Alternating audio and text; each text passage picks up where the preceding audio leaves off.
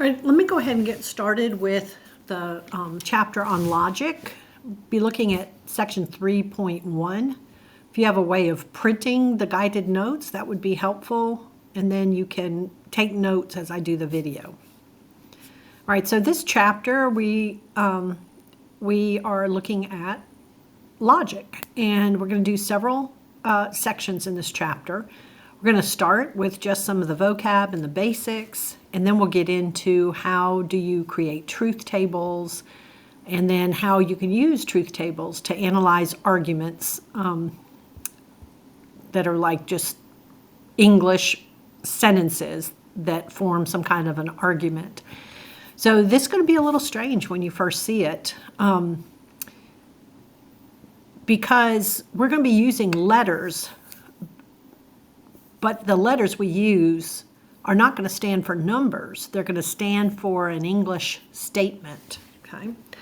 So I just wanted to kind of do a video with these basics and let you get started on 3.1. So a statement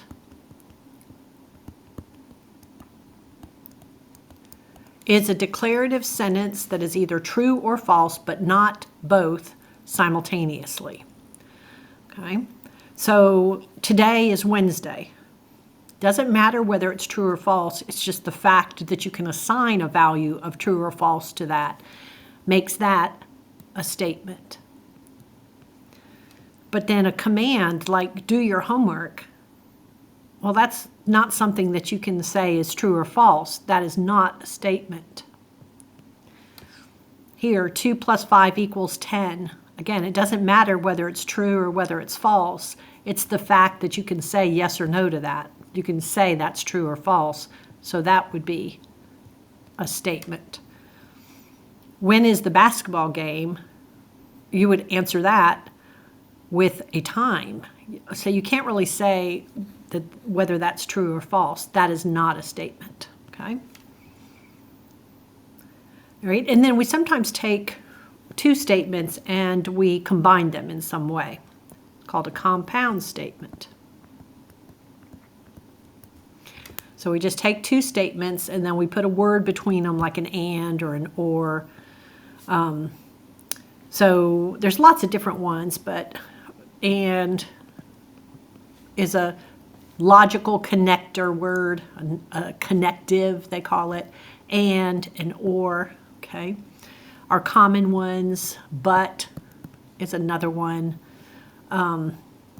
You could have things like neither nor being used, stuff like that. All right?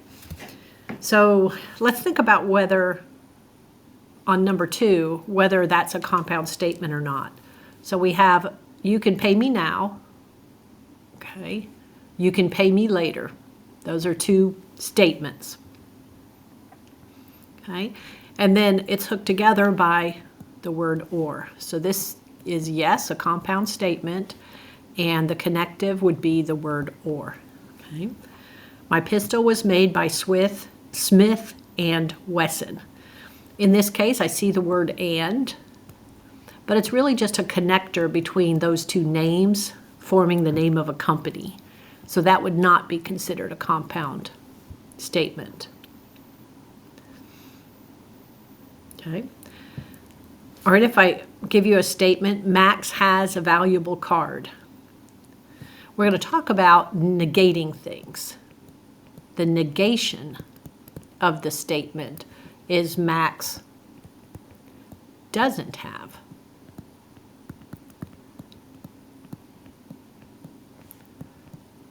a valuable card. Okay. All right. So these negations can sometimes be a little bit tricky. The safest thing to do is to try to just throw in the word not somewhere.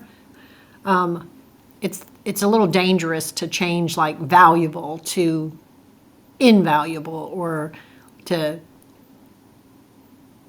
if you said something like, well, it'll come up later. I think I do examples for it.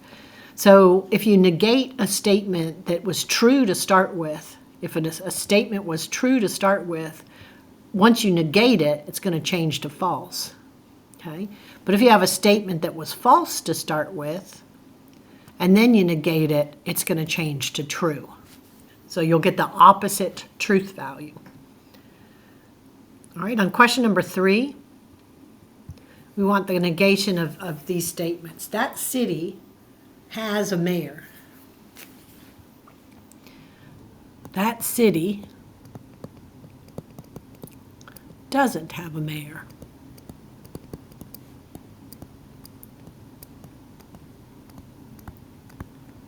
Okay? The moon is not a planet. So for that one, I'm just going to knock the word not out.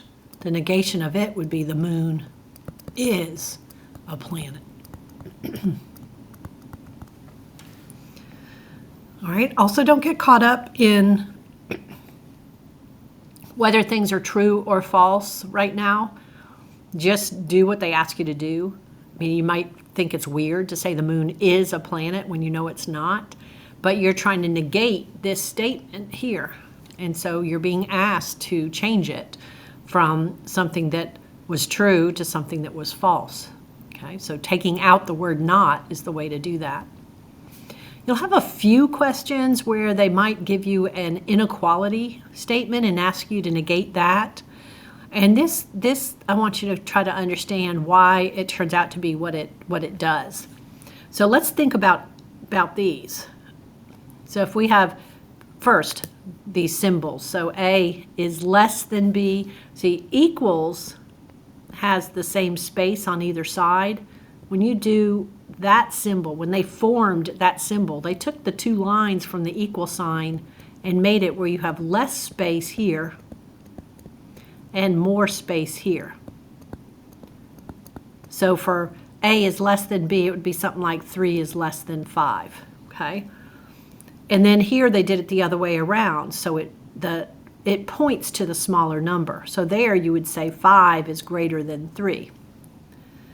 All right, now the or equal to that you see, okay, that's the or equal to part, the line underneath there. That allows you to do things like this. You can still do 3 is less than or equal to 5 because it's an or. It can be one or the other, right? So 3 can be, is less than or equal to 5 because it's less than 5.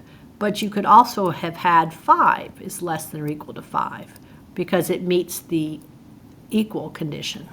Does that make sense? Where I couldn't do that on this one. Okay, I couldn't do 5 is less than 5 because it's not. Okay, and then on the last one, A is greater than or equal to B. So there I could have done 5 is greater than or equal to 3. But again, I could have done 5 is greater than or equal to 5 because the or allows it to be either greater than or equal to. Okay. All right, now let's think about this statement and then trying to negate it. Oops. You might think that the negation would just be x is greater than 9. Just flip it around. But when you look at this, okay, so when you think about it, right, 6, 7, 8, 9.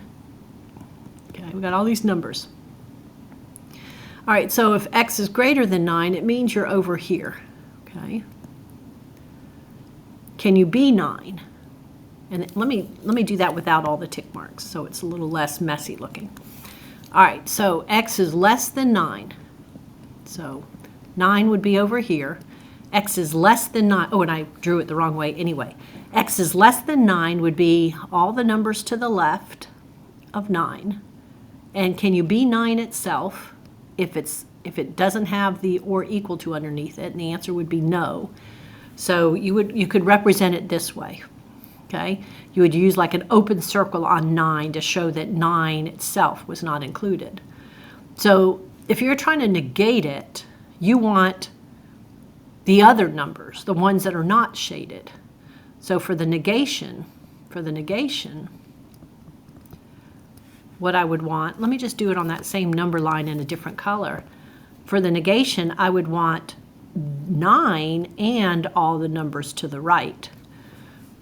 So for that, I would want x. So x would have to be bigger than or equal to 9.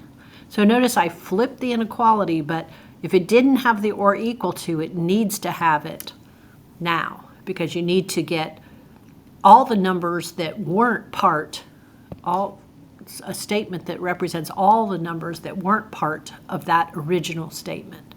So that would be 9 and everything bigger than 9, okay? So your negation would be this. Not using the slash symbol means don't do that, right? All right, so for this one, we would keep the 3x minus 2y and the 12 where they are. This says that that quantity, 3x minus 2y, has to be greater than or equal to 12. So it could be 12 or bigger than 12. So the negation of that would be to make it less than, and don't put the or equal to on it because the or equal to was included originally. So that would be your answer on B. Okay? All right, now we're getting into really the most important part of 3.1. It happens right here. Okay, so we're going to be using certain words as connectives. The word or, the word and, okay? We're also going to have the word not, which is considered a connective, even though it really just negates one statement. And then we're going to have one later that connects statements. It's an if-then, okay? So I'm going to ask you to relate these back in a moment to what we did with sets. All right, so let's go ahead and do that first. So with sets, the symbol we used was a union. It was union, and the symbol was that, right? So it's related to the idea of union. And was upside down, and that was intersection.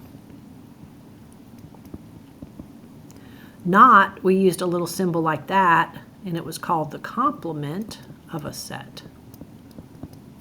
And we used a little symbol that looked like this, right?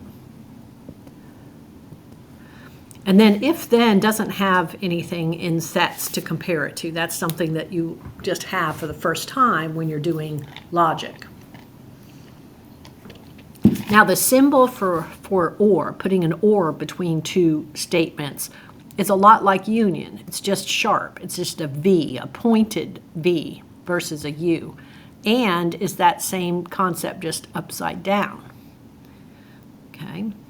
And then not, what you do is you use a little squiggle.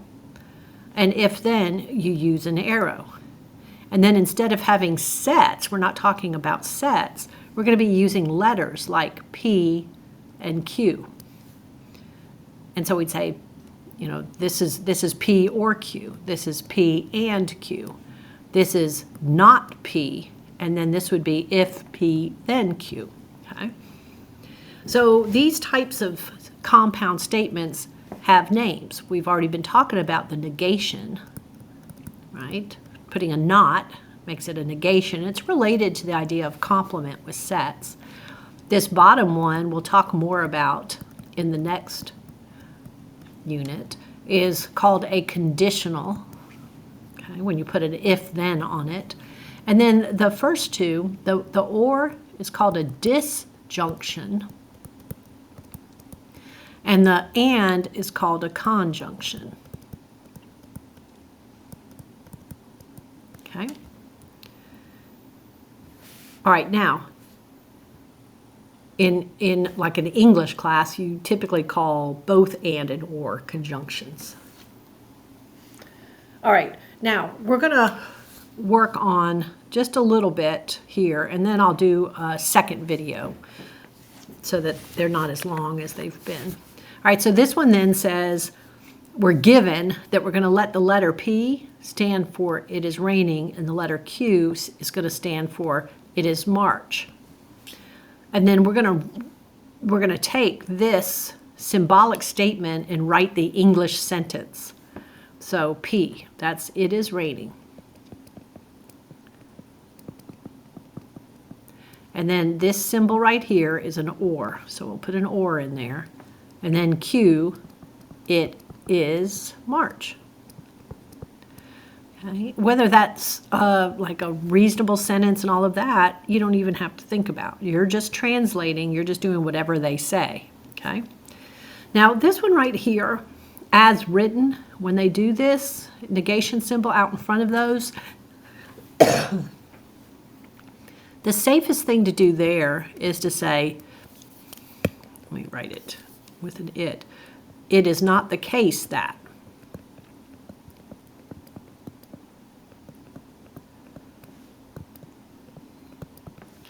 And then go from there and translate P and Q. It is not the case that it is raining and it is March. Okay? You have to be careful because it is not correct. It's not the same as it is not raining and it is not March, would not be equivalent to that. So the safest thing to do when you have like a parenthesis, like not in front of something with parentheses, is just to throw in there, it is not the case that, okay? All right, and then this symbol is the if-then. So you're going to start with an if, then P comes first, so you'll say it is raining.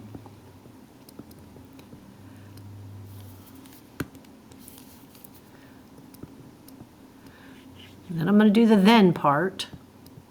And then after the then, I've got a negation of Q. I've got not Q. So instead of saying it is March, I'll say it is not March. Okay? And watch the order. You know, P did come first, so I was right in putting it first on these, but sometimes they'll switch that up and they'll put like the Q statement first. Okay?